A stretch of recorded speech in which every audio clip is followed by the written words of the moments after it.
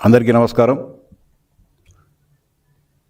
జగన్మోహన్ రెడ్డి గారు ఈరోజు మళ్ళీ ఈ రాష్ట్రంలో ఉన్న నిరుద్యోగ యువతపై, అదేవిధంగా గత ఏడాది ఉద్యోగాలు పొందిన 16,000 మంది ఉపాధ్యాయులపై మళ్ళీ గొడ్డలి వేటుకు సిద్ధం కావడం జరిగింది. గతంలో ఏది చెప్పారో జగన్మోహన్ రెడ్డి గారు మళ్ళీ అదే పాట ఈరోజు చెప్పడం జరిగింది. ఒక సామెత ఉంది గ్రామాలలో, పాడిందే పాడరా పాడి పనుల దాసరని చెప్పి. అంటే నేను కులాన్ని కించపరచడం కాదు, ఒక సామెత ఉంది. అంటే గత 15 రోజులుగా ఏమి మాట్లాడుతున్నారో, ఏ అభ్యర్థుల గురించి మాట్లాడుతూ ఉన్నారో అదే సబ్జెక్టు ఈరోజు కూడా మాట్లాడడం జరుగుతోంది. అంటే ఎంత దుర్మార్గంగా ఆయన మాట్లాడుతూ ఉన్నాడంటే, తను ఒక్కడే ఈ ప్రపంచ రాజకీయ నాయకుల్లో నిజాయితీపరుడు, మిగతా అందరూ కూడా పనికి మాలిన వాళ్ళు అని చెప్పి ఆయన మాట్లాడడం జరుగుతూ ఉంది. ఎంతో పారదర్శకంగా జరిగిన ఉపాధ్యాయ నియామకాల్లో ఆయన కళ్ళ ఆర్పకుండా పచ్చి అబద్ధాలన్నీ కూడా ఒల్లెవేయడం జరుగుతూ ఉంది. ఎక్కడ కూడా మెరిట్ లిస్ట్ ఎక్కడ కూడా ప్రకటించలేదు అంటాడు. మీరు కళ్ళు లేని కబోదులా, కళ్ళున్న కబోదులా నాకు అర్థం కావడంలే. మీకు సంబంధించిన వాళ్ళు అనేక మంది విద్యావంతులు ఉన్నారు, అడిగి కనుక్కోండి. 15/9/2025 అన్ని అభ్యంతరాలను, అన్ని గ్రీవెన్సెస్ను అన్ని పరిశీలించిన తర్వాత ఫైనల్ సెలక్షన్ లిస్టును ప్రకటించడం జరిగింది, వెబ్సైట్లో పెట్టడం జరిగింది. గతంలో అంటే ఎలాంటి సమాచార వ్యవస్థలు ఎన్ని లేనప్పుడు కార్యాలయాల దగ్గర డిస్ప్లే చేసేవాళ్ళు. ఈరోజు సాంకేతికంగా ప్రపంచం ముందుకు పోతున్న తరుణంలో ఈ వెబ్సైట్లలో కానీ మిగతా అన్ని దాంట్లో సాఫ్ట్వేర్ను ఉపయోగించి అందరికీ కూడా పెట్టడం జరుగుతుంది. ఎంతో అవుట్సోర్సింగ్ ఉద్యోగులతో పరీక్ష నిర్వహించినారని చెప్తారు. ఛాలెంజ్ చేస్తూ ఉన్నాం. మొత్తం పాస్వర్డ్లు కానీ ఇంకొకటి కానీ దాదాపు మొత్తం అంత ప్రక్రియ కూడా ఎస్ఆర్టీ డైరెక్టర్ ఆధ్వర్యంలో ఈ ప్రక్రియ జరిగితే దీన్ని మీరు అనవసరమైన రాద్ధాంతం చేయడం జరుగుతుంది. ఇది ముమ్మాటికి తప్పు. మీ కొంతమంది ఉప్పందిస్తున్నారు, కొంతమంది విద్యాశాఖలోని మీకు సంబంధించిన తొత్తులు విద్యా వ్యవస్థను భ్రష్టు పండించాలి, మా పప్పులు ఉడకడం లేదు, ఈ శాఖను నాశనం చేయాలని కంకణం కట్టుకొని కొంతమంది మీకు కావాల్సిన అధికారులు మిమ్మల్ని తప్పుదో పట్టిస్తూ ఉంటే, తప్పుడు నివేదికలు మీకు ఇస్తూ ఉంటే మీరు వారిచ్చిన అబద్ధాలను వల్లెవేస్తూ ఈ రాష్ట్ర ప్రజలందరినీ కూడా తప్పుదో పట్టించడం జరుగుతూ ఉంది.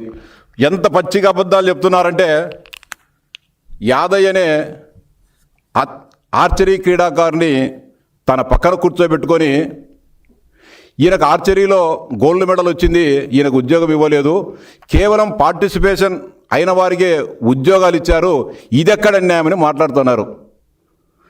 యాదయ్య గారిని గతంలో 2 మార్లు గ్రీవెన్స్ కమిటీ దగ్గర కూడా రావడం జరిగింది. నేను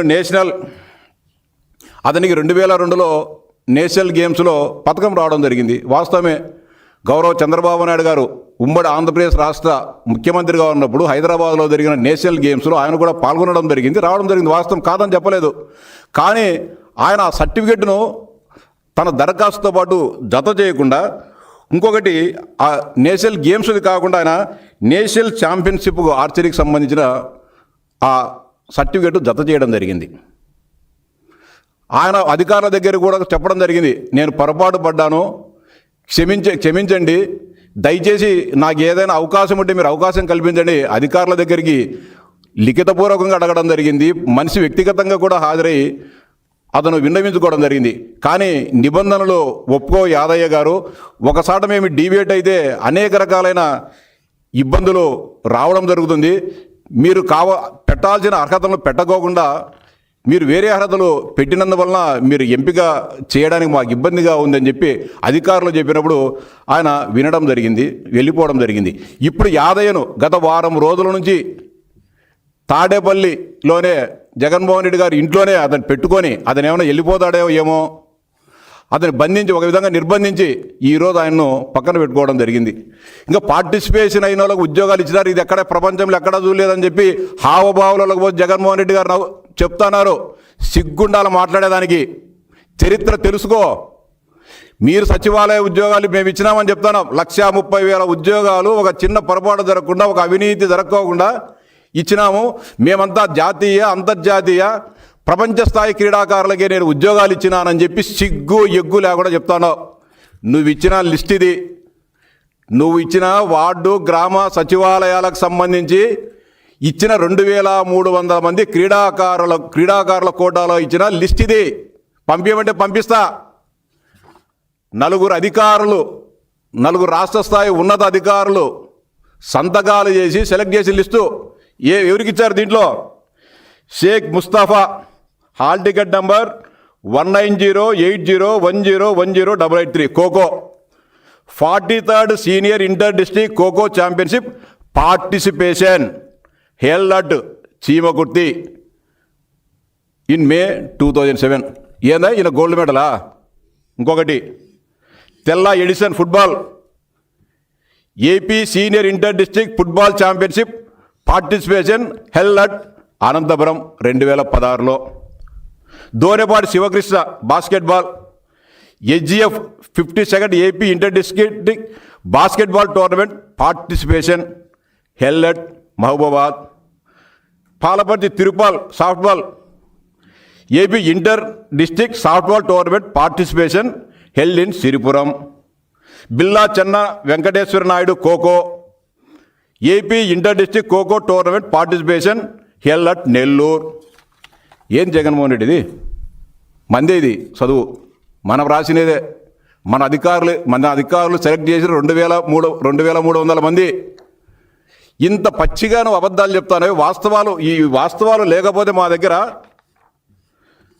ఇంకొక ఆయన K Rajarao ball badminton Nagarjuna university inter college ball championship participation.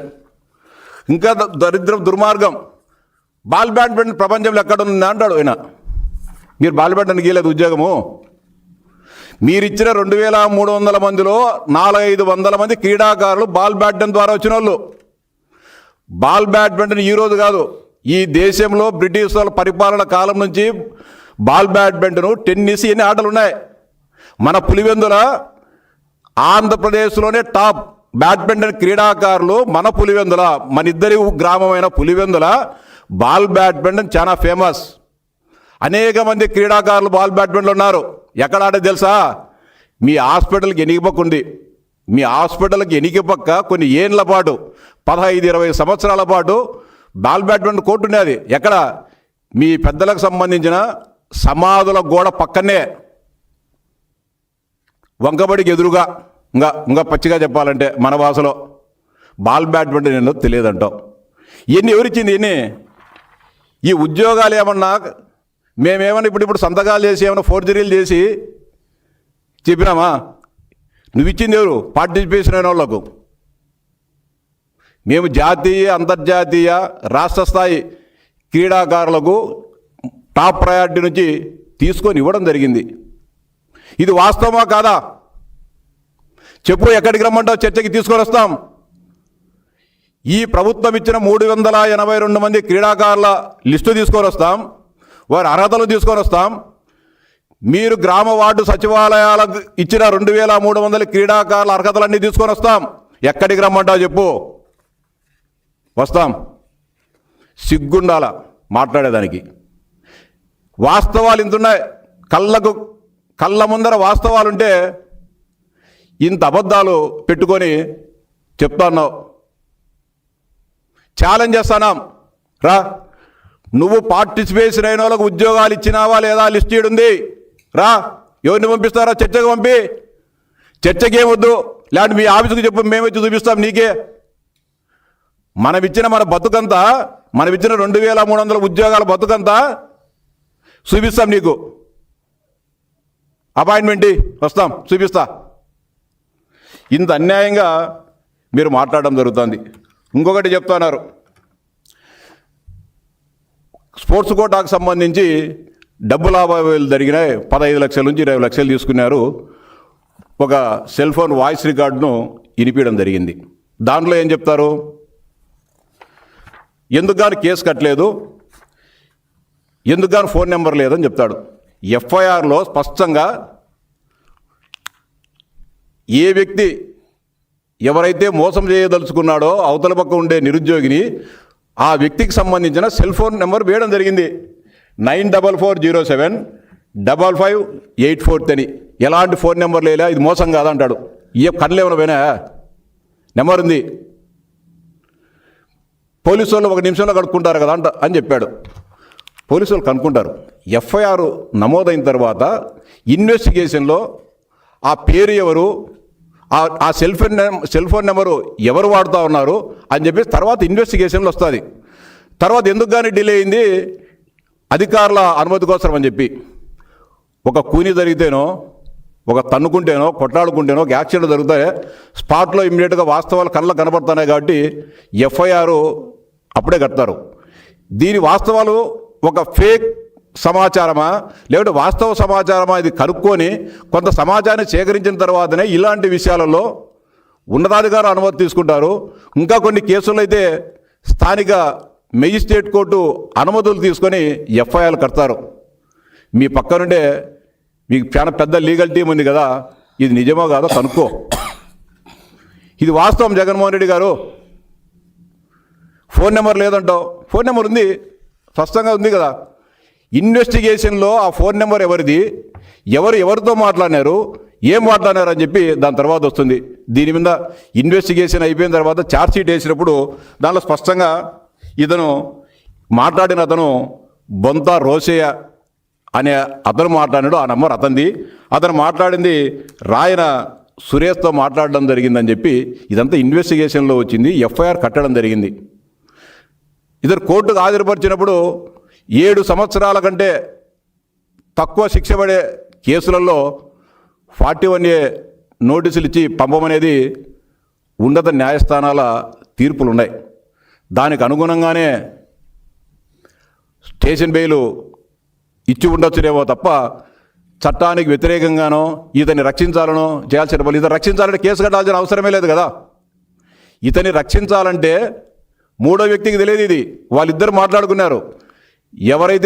ఎవరికైతే ఫోన్ పోయిందో ఆయన వచ్చి కంప్లైంట్ చేయడం జరిగింది. షాప్ వాళ్ళు ఎన్టీఆర్ కమిషనరేట్కు ఫిర్యాదు చేసిన తర్వాత షాప్ అధికారులు ఈ ఇన్వెస్టిగేషన్ తర్వాత ఇవన్నీ తేలినాయి.